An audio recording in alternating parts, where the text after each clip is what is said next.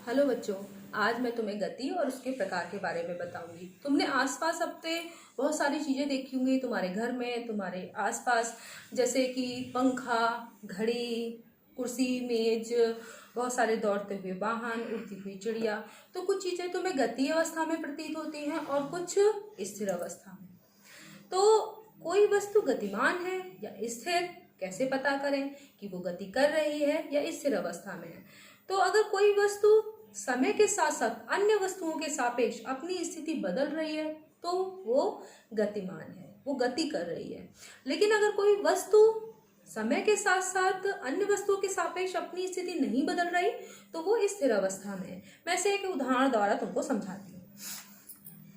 देखो, अगर तुम इस ए पॉइंट पर खड़े हो, ठीक है, और तुम्हारा दोस्त इस ट्रैक्टर में बैठा हुआ है यहाँ पे, तो इस समय तुम्हें तुम्हारा दोस्त और ये ट्रैक्टर स्थिर अवस्था में प्रतीत होगा। क्यों? क्योंकि ये समय के साथ साथ ना तुम्हारा दोस्त और ना ही ये ट्रैक्टर अपनी स्थिति को बदल रहा है, तो ये दोनों स्थिर अवस्था में है। लेकिन अगर ये ट्रैक्टर ए पोजीशन से बी पोजीशन तक जाता है तो तुम्हें ये ट्रैक्टर और तुम्हारा दोस्त गतिमान अवस्था में प्रतीत होंगे। क्यों? क्योंकि इस ट्रैक्टर और तुम्हारा दोस्त समय के साथ साथ तुम्हारे सापेक्ष अपनी स्थिति को बदल रहे हैं। लेकिन अगर इस ट्रैक्टर में बैठे तुम्हारे दोस्त की बात करें तो उसे वह स्वयं स्थिर अवस्था में प्रतीत होगा। क्यों? क्योंकि वो समय के साथ साथ इस ट्रैक्टर के सापेक्ष अपनी स्थिति को नहीं बदल रहा। तो दोस्त के लिए वो स्वयं स्थिर अवस्था में है, लेकिन तुम्हारे लिए ये ट्रैक्टर और तुम्हारा दोस्त गतिमान अवस्था में है जब ये ए से बी तक जाता है। और इसी तरीके से देखो कि तुम्हें मैं बैठी हुई स्थिर अवस्था में प्रतीत हो रही हूँ। क्यों? क्योंकि मैं समय के साथ साथ अपने आसपास की वस्तुओं के सापेक्ष अपनी स्थिति को नहीं बदल रही। लेकिन क्या मैं हर वस्तु के सापेक्ष स्थिर अवस्था में हूं? नहीं, मैं गतिमान अवस्था में भी हूं और स्थिर अवस्था में भी। अब कहोगे गतिमान अवस्था में कैसे? तो तुम जानते हो कि पृथ्वी सूर्य के चारों ओर गति करती है और हम पृथ्वी पर रहते हैं। तो इसका मतलब ये हुआ कि हम भी तो पृथ्वी के साथ साथ सूर्य के चारों ओर गति कर रहे हैं। इसका मतलब सूर्य के सापेक्ष मैं गतिमान अवस्था में हूं, क्योंकि समय के साथ साथ मैं सूर्य के सापेक्ष अपनी स्थिति को बदल रही हूँ। ठीक है, तो अगर सूर्य के सापेक्ष देखूं तो मैं गतिमान हूं, लेकिन इस समय इन सब वस्तुओं के सापेक्ष देखूं तो मैं अपनी स्थिति को नहीं बदल रही, तो मैं स्थिर अवस्था में हूं। इसी तरीके से ब्रह्मांड के प्रत्येक वस्तु अन्य वस्तुओं के सापेक्ष गतिमान है। हमारा सूर्य भी हमारी मिल्की वे के केंद्र का चक्कर लगाता है। मिल्की वे मीन्स हमारी गैलेक्सी, यानी हमारी आकाशगंगा। तो हर वस्तु गतिमान है किसी अन्य वस्तु के सापेक्ष। ठीक है, तो अब गति तुम्हें समझ में आ गई होगी। अब हम बात करते हैं गति के प्रकार की। तो इस ट्रैक्टर को फिर से देखो, ये एक सीधी रेखा में गति कर रहा है। तो जब कोई वस्तु एक सीधी रेखा में गति करती है तो उसकी गति को कहते हैं सरल रेखीय गति या रेक्टिलिनियर मोशन। ठीक है, जब कोई वस्तु एक सीधी रेखा में गति करती है तो उसकी गति को सरल रेखीय गति या रेक्टिलिनियर मोशन कहते हैं। ठीक है, अब इस पत्थर को देखो जिसको मैंने एक धागे से बांध रखा है। इसकी गति को ध्यान से देखो। ये एक वृत्ताकार मार्ग पर गति कर रहा है। ठीक है, और इसका सेंटर कहाँ है? वहां जहां मैंने इस धागे को उंगली से पकड़ रखा है। ठीक है, और इस वृत्ताकार मार्ग की रेडियस क्या है, यानी त्रिज्या क्या है?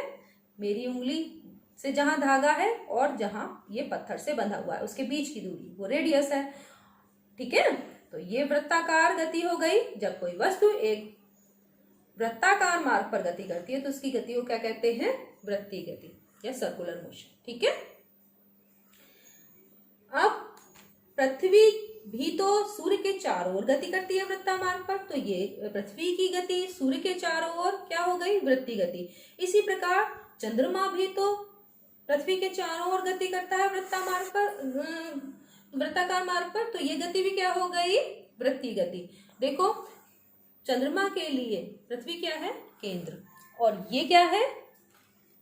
पृथ्वी से चंद्रमा तक की दूरी है इसकी रेडियस। अब ये देखो इसकी गति, चंद्रमा की गति पृथ्वी के चारों ओर क्या हो गई? वृत्तीय गति।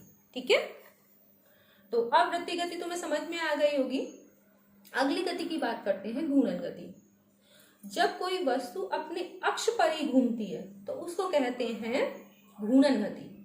ठीक है, जैसे पृथ्वी की अपने अक्ष पर गति। देखो, दूसरा, जब मैंने तुम्हारे ये जो ट्रैक्टर को चलाया था, तो देखो ट्रैक्टर के पहियों को ध्यान से देखो, ये एक सीधी रेखा में गति करते करते क्या कर रहे हैं? अपने अक्ष के चारों ओर भी तो गति कर रहे हैं, अक्ष के चारों ओर नहीं, अक्ष पर भी गति कर रहे हैं। तो ये क्या हो गई?